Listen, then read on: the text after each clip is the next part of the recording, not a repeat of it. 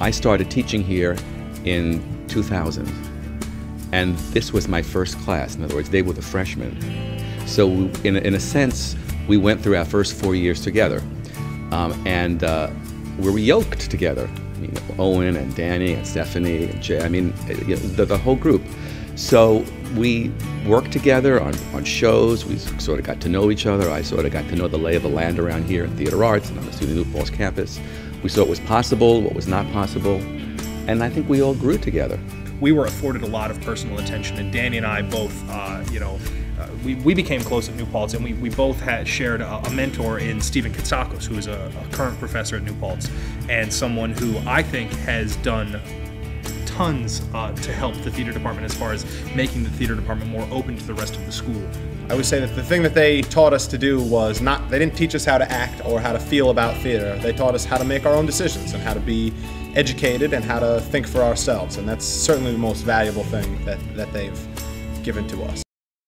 We played to a lot of really, really full houses, so it was a good feeling, and we feel like each one of our productions gets better and better than the last, and that trend hasn't stopped yet, and we're going to try to keep it up. You don't think they don't know Big Bird is going to die? Big Bird's not going to die. They know he's going to die, they just don't know of what. Maybe AIDS, maybe he'll die of AIDS. What the hell do you think you're doing? Get out of here, you can't be in here. Cancer. This is the something booth. even more This is my booth,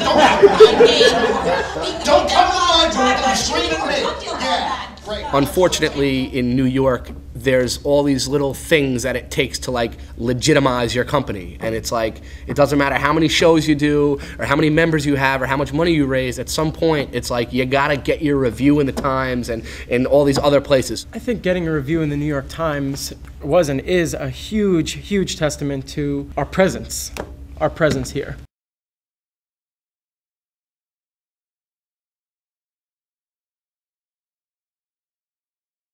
There's internal leadership that's completely organic, which is actually a very good thing.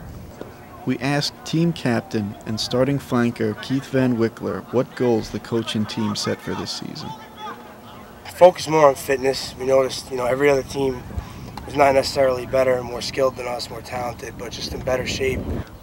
It's an 80-minute game. You're in constant movement for about 65 minutes of every game.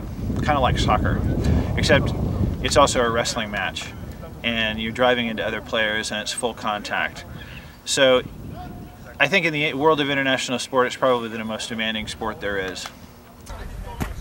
Things are looking up for the New Paltz rugby team, and if Coach McNamara can work with the internal leadership of the team to harness their strengths, the team can turn themselves into an unstoppable force.